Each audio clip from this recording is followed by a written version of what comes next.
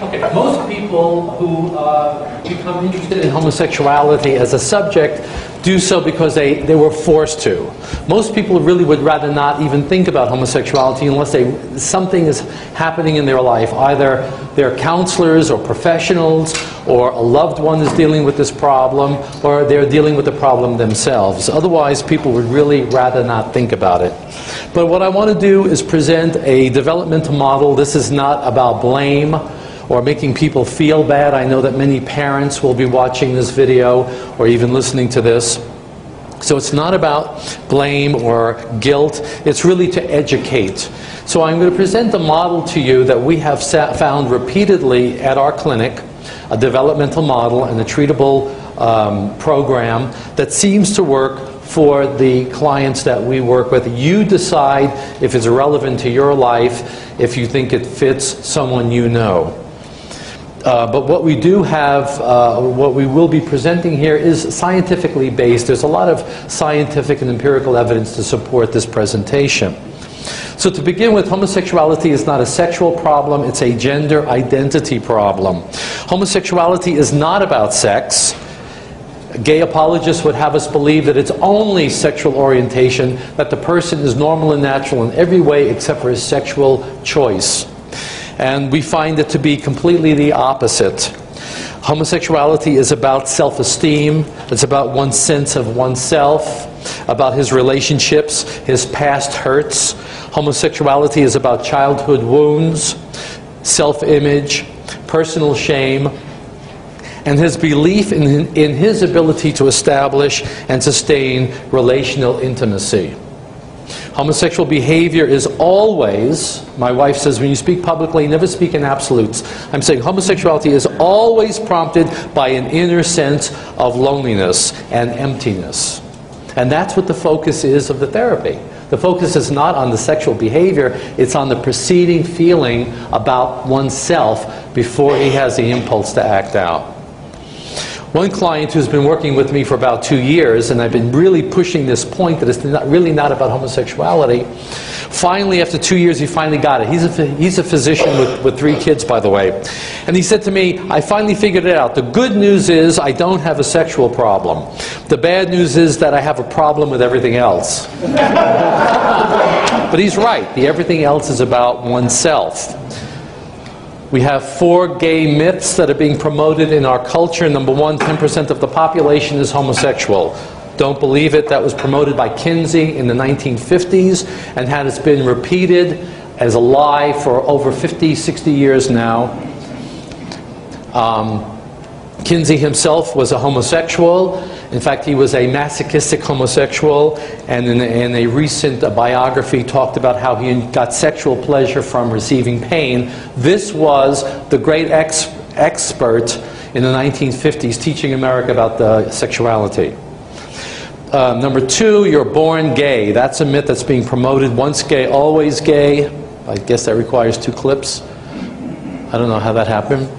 Once gay, always gay. Luckily, we're hearing more and more testimonies from men and women who are willing to come forth and tell their stories, because we need faces. I can stand up here, and all the other scientific experts can stand up, but you need faces, you need stories to convince people that change is possible. Number 4, homosexuality is normal in every way. That's the other mythology that's being promoted. Gay characters on television, in the media, are always the normal, well-adjusted. The gay man is preppy looking, wholesome, happy, good-looking, hip, at peace with himself. It's usually the heterosexual guy who has the insecurities about his sexuality. If you can believe 1, 2, 3, and 4, then the conclusion is total acceptance. And that's exactly what the gay agenda is promoting, total acceptance. But we make the distinction between tolerance and approval. And we're living in an age of sound bites, and people get confused.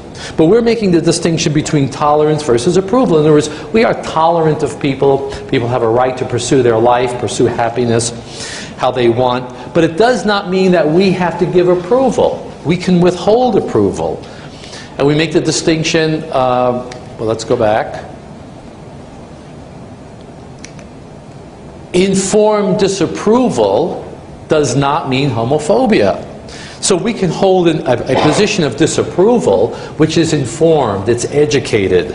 And we get our education from seminars like this today, from our reading, from our education, from talking to people, including our own religious traditions. Our own religious traditions give us insight and understanding that we can certainly bring into an argument. We don't have to feel that our religion has nothing to do with our development of our views of homosexuality.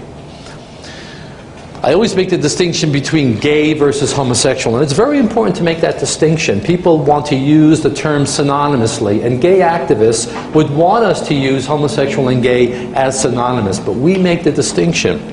Gay is a social political identity. It's basically saying, this is who I am, it's normal and natural for me.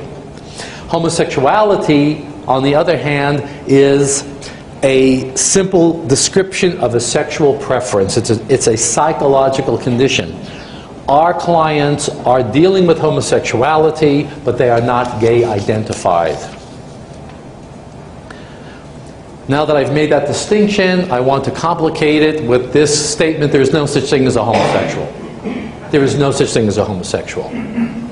I remember a father calling me up a while back. He said, our 15-year-old son just announced that he is a homosexual, and we're looking for a psychologist that we can really trust, who can tell us, is he homosexual or not? I said, he's not. They said, how do you know? You haven't seen him yet. I said, I know, because he is a hetero. His body was designed for the opposite sex.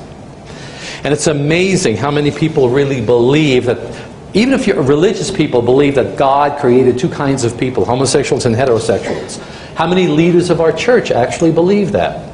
If you believe that, you throw the natural law on its head. And the theology of the body is completely out the window.